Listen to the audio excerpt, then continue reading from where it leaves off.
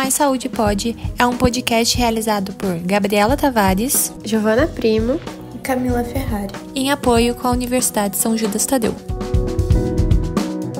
Olá, seja bem-vindo ao Mais Saúde Pode, o seu podcast para entender mais sobre a saúde de um jeitinho simples e acolhedor. No episódio de hoje, vamos falar sobre hemofilia, uma condição genética que afeta a coagulação do sangue. E olhem, entender como ela funciona pode fazer toda a diferença para quem convive com a doença e também para quem quer saber como ajudar.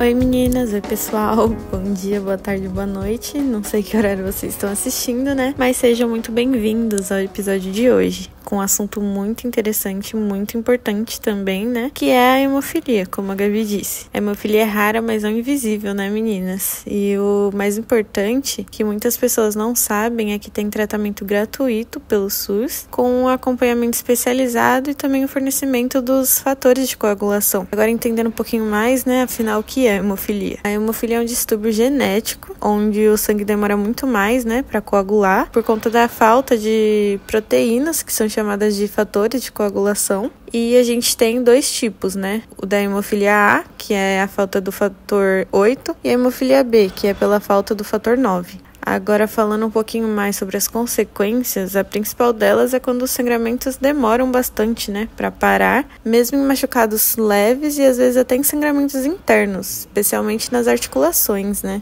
E uma coisa que é importante a gente pensar, e se tiver alguém perto de mim com hemofilia, o que eu devo fazer? Como que eu devo agir? Então é importante sempre identificar qual é o tipo de sangramento, qual é o tipo de ferimento, né, na verdade, e aí você agir nesse momento. Porque, por exemplo, se for um corte pequeno, a gente tem um tipo de atitude. É importante sempre você ajudar essa pessoa a lavar o local e comprimir com uma gaze limpa. Agora, se for um ferimento maior, se for uma pancada, por exemplo, na cabeça, você precisa levar imediatamente para o pronto-socorro ou chamar o SAMU. E, meninas, eu acho importante a gente ressaltar aqui também, né, que quando você identifica essa pessoa com hemofilia que está ali do seu lado e tem algum tipo de ferimento da família, enfim, a gente não pode dar qualquer tipo de medicamento. Hoje em dia é muito comum, né, você se automedicar, mas para pessoas hemofílicas é importante a gente ressaltar que não pode dar qualquer tipo de medicamento. Então, por exemplo, aspirina, ibuprofeno, que são medicamentos muito comuns, né? Esses medicamentos, inclusive, aumentam o risco de sangramento. Então, às vezes você acha que está ajudando e, na verdade, você só está piorando ali a situação daquela pessoa. Agora, bora para um bate-papo super especial. A gente convidou o Washington, que convive com a hemofilia. Ele é um influenciador que dá visibilidade para a hemofilia, fala sobre a rotina saudável e também é palestrante. Seja bem-vindo, Washington, tudo bem? Olá, tudo bom? Estamos muito felizes de você ter aceitado participar do pod. O prazer é meu fazer parte desse bate-papo, que vai levar informação a outras pessoas. Então vamos começar nosso bate-papo. Conta pra gente, Washington, quando e como você descobriu que tinha hemofilia? O meu diagnóstico foi aos 2 anos de idade. Minha mãe recebeu o diagnóstico, eu estava fazendo uma cirurgia, que inclusive eu acho que nem se faz mais hoje, uma cirurgia de fimose. E por perder muito sangue nessa cirurgia, os médicos entenderam que eles precisavam avaliar o motivo desse sangramento. Eles identificaram que eu tinha baixa de produção de fator 8 no sangue. Advertiram a minha mãe que ela deveria ter maiores cuidados comigo até que saíssem todos os resultados. Nossa, você era bem pequenininho, né? E me conta, como que é viver com a hemofilia no seu dia a dia? Eu costumo dizer que conviver com hemofilia tem alguns momentos, né? E fases. Por que eu falo que cada momento tem uma maneira de se lidar com a hemofilia? Porque quando você é criança, né?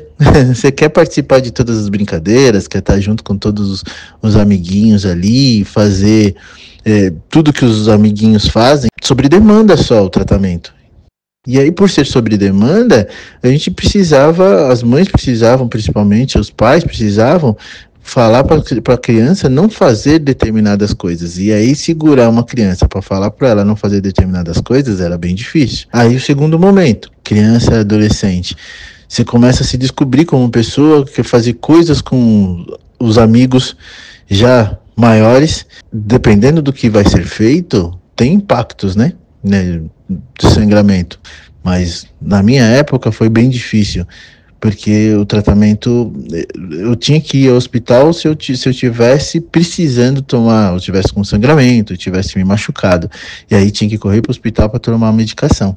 E na vida adulta, você já sabe como se cuidar, você já se conhece como pessoa, e você sabe qual é o seu limite, da onde você pode ou não ir.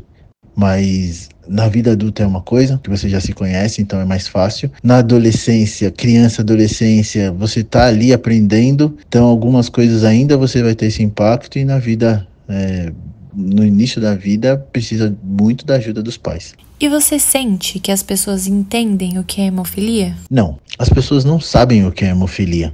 Não sabe como é, não sabe o que acontece com a pessoa que é hemofílica. É por conta da quantidade de hemofílicos que tem? Também, mas eu faço a minha culpa, tá? Durante muito tempo eu escondi que eu era hemofílico, porque as pessoas não conhecem, então eu tinha que explicar. E para explicar era difícil. Hoje eu explico de uma maneira muito fácil para qualquer pessoa que me pergunte. Porque as pessoas, quando falam de hemofilia, as pessoas acham que você vai sangrar até morrer.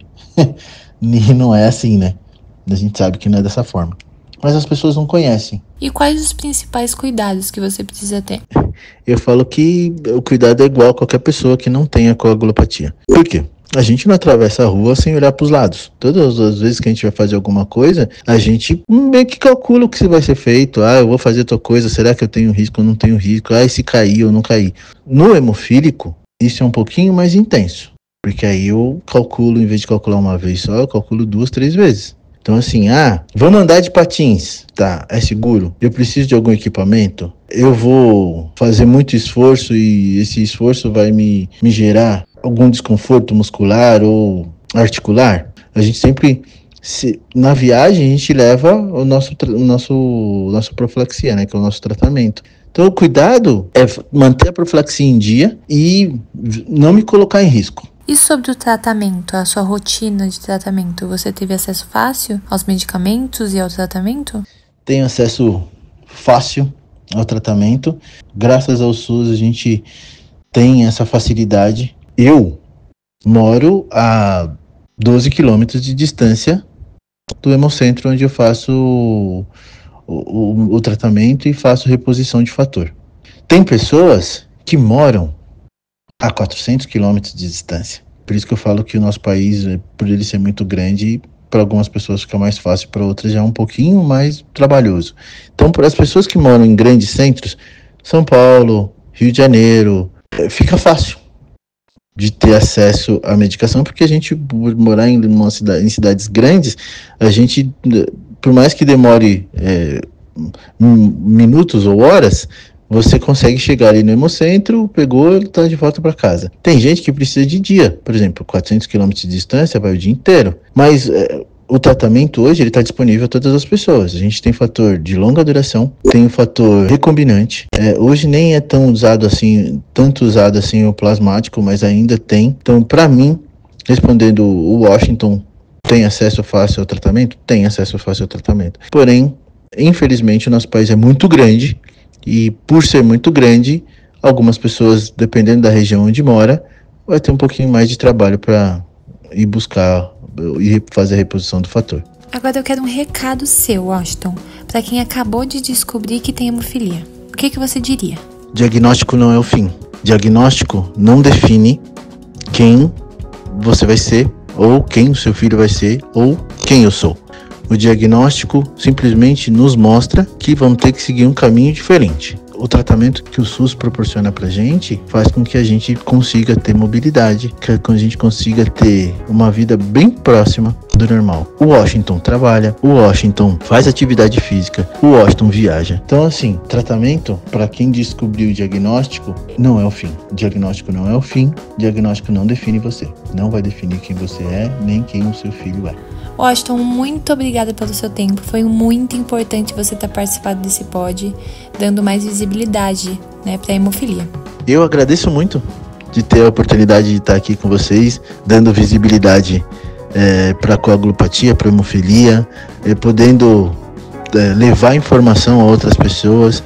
Eu tenho uma frase que informação gera conhecimento, mesmo que não tenha um parente que seja hemofílico, mas tenha um vizinho ou tenha um amigo, saber, porque se pode ajudá-lo caso ele precise. Muito obrigado, conta comigo para mais bate-papos iguais a este. E não esqueçam de acompanhar o Washington nas redes sociais. O Instagram dele é hemofílico _dia a dia.